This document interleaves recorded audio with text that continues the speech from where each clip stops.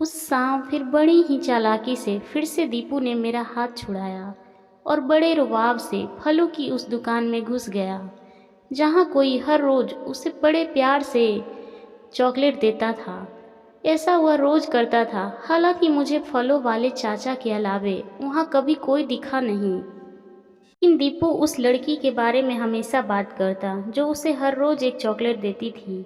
खैर बस आ गई थी और काफ़ी देर से बस स्टैंड पर इंतज़ार करते करते मेरे पैर भी थक गए थे। मैंने दीपू को आवाज़ लगाई। अंदर से दीपू दौड़ता हुआ आया और हर रोज़ की तरह मुझे अपने अंदाज में चॉकलेट दिखाते हुए बस में चढ़ गया। हर बार उसके इस तरह से चॉकलेट दिखाकर मुझे चिढ़ाने पर मैं मुस्कुरा जाता और अनायास ही पीछे मुड़कर फलों की उस दुकान में किसी को खोजने की कोशिश करता। लेकिन ना जाने क्यों हर रोज़ की तरह फलों वाले चाचा के अलावा मुझे कोई वहाँ नज़र नहीं आता।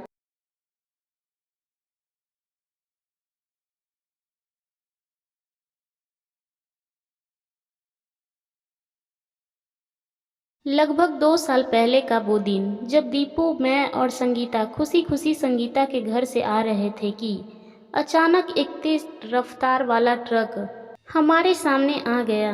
मुझे कुछ समझ आता तब तक हमारी कार पलटकर रोड की दूसरी साइड चली गई थी। 2 दिन बाद जब मुझे हॉस्पिटल में होश आया तो मुझे कुछ समझ नहीं आ रहा था कि क्या हुआ।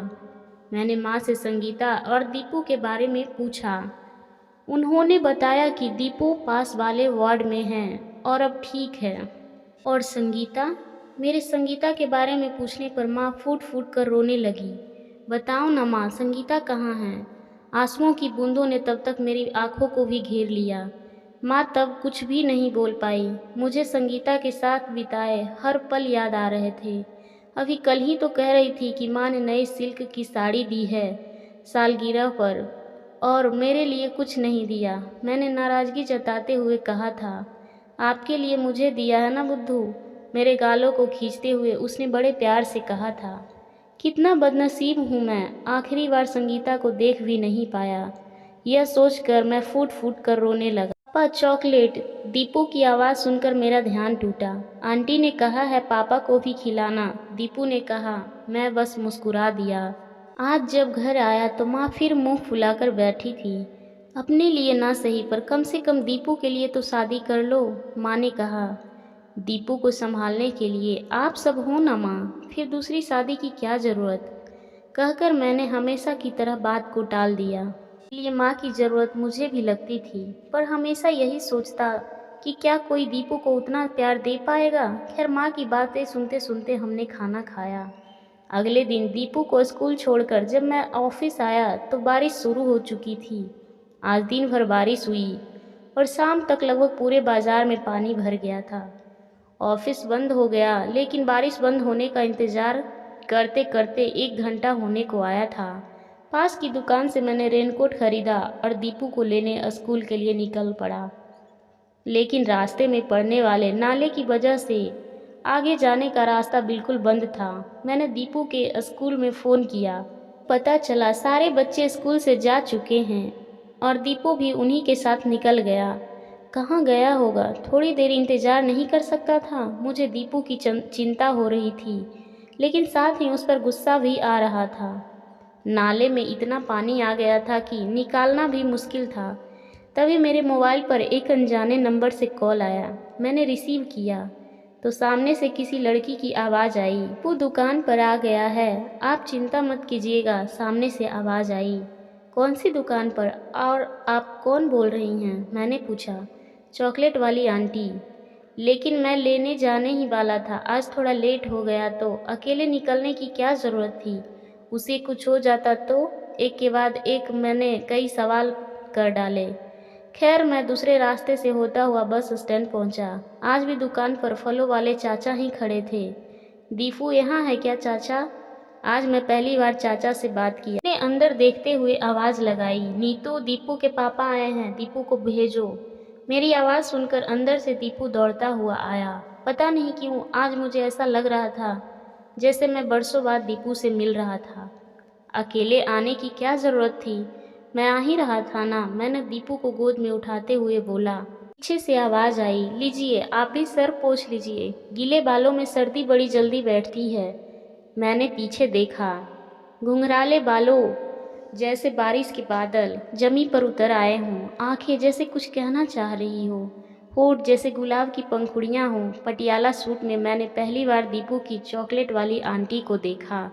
हाथ में टॉवल लिए उसने फिर से कहा, सर पोंछ लीजिए, मैं चाय बना देती हूँ। संगीता भी तो मुझे यही कहती थी। हर बारिश में मुझे उसके साथ भीगना अच्छा लगता था, लेकिन वो सर्दी का बहाना करके पहले तो टाल देती, लेकिन बाद में मुझे भीगता देख खुद भी आ जाती और कहती, आप कहें तो आग में कूद जाएं, यह तो सिर्फ बारिश है। और मैं मुस्कुराकर कहता, जहाँ भी जाएंगे साथ जाएंगे। लेकिन जिंदगी के बीच सफ़र में ही वो मुझे अकेला छोड़कर चली गई। अगर दीपू ना होता तो मैं भी कब से उसके पास चला गया होता। सोचते सोचते मेरी आंखों में आंसू आ गए। लो, हो गया ना जुकाम, देखो आंखों में पानी आ गया। मैं मुस्कुराया और वो साथ में। संगीता के जाने के बाद आज मैं पहली बार मुस्कुराया था। घर आने के बाद मैं भी नीतू के बारे में ही सोच रहा था। तभी माँ कमरे में आई। दीपू किसी नीतू आंटी के बारे में बात कर रहा था। ये नीतू कौन है? कोई नहीं है माँ, अब आप सपने बुनना शुरू मत करो, कहकर मैंने बात को टाल दिया। ठीक है, कोई बात नहीं, पर मेरे बारे में नहीं तो कम से कम दीपू के बारे में तो सोचो। मैं रात भर दीपू और नीतू के बारे में सोचता रहा। मुझे कुछ समझ नहीं आ रहा था। मैं बस यही सोच रहा था कि क्या नीतू दीपू को एक माँ का प्यार दे पाएगी। अगले 2-3 दिनों तक नीतू मुझे हमेशा की तरह दिखाई नहीं दी, लेकिन एक दिन वो मुझे मेरे ही ऑफिस के पास एक कोचिंग के पास दिखी। मैंने जाकर नीतू से बात की तो पता चला कि वो इसी कोचिंग पर यूपीएससी की तैयारी कर रही है। धीरे धीरे हमारी मुलाकातें बढ़ने लगी। बहुत जल्द हमारी दोस्ती हो गई और पता ही नहीं चला दोस्ती कब प्यार में बदल गई। हम दोनों को एक दूसरे से बातें करना, एक दूसरे के साथ वक्त बिताना अच्छा लगने लगा। हम घंटों तक एक दूसरे के साथ दीपू और उसके साथ अपने भविष्य के सपने बुनते, और वक्त के साथ हमने भी एक दूसरे से शादी करने का फैसला ले लिया। नीतू अपने पिता की बहुत लाडली थी। वो नहीं चाहती थी कि उसके पिताजी को उसकी वजह से कोई ठेस पहुंचे। लिहाजा एक दिन नीतू ने मेरे बारे में अपने पिताजी से बात करने का फैसला किया। पिताजी नहीं चाहते थे कि नीतू पहले से शादीशुदा किसी ऐसे इंसान से शादी करे जिसके साथ उसके 5 साल के बेटे की जिम्मेदारी हो। नीतू के पिताजी को यह रिश्ता मंजूर नहीं था। कल पापा से अपने बारे में बात की, उन्हें यह रिश्ता मंजूर नहीं है। आज मिलते ही नीतू ने कहा, फिर तुमने क्या फैसला किया? मैंने उसका हाथ अपने हाथ में लेकर पूछा, जैसे कहना चाह रहा कि अब मुझे इस राह पर तुम भी मत छोड़ के चले जाना। एक बार मैं पापा के लिए तुम्हें भूल सकती हूँ, पर दीपू को नहीं। अब वो मुझ में अपनी माँ को ढूंढता है। मैं उसके इस विश्वास को तोड़ना नहीं चाहती। आज शाम माँ की आंखों में आंसू थे, इसलिए नहीं कि उन्हें एक बहू मिल गई थी, बल्कि इसलिए कि दीपू का हाथ थामे उसे नीतू में संगीता नजर आ रही थी। 5 साल बाद हमारा शहर अब स्मार्ट सिटी में बदल रहा था। बस स्टैंड को तोड़कर स्मार्ट बस स्टैंड बनाने की योजना चरम पर थी। बस स्टैंड की जद में चाचा की वो दुकान भी थी जहां कभी मैं बस का इंतज़ार किया करता था।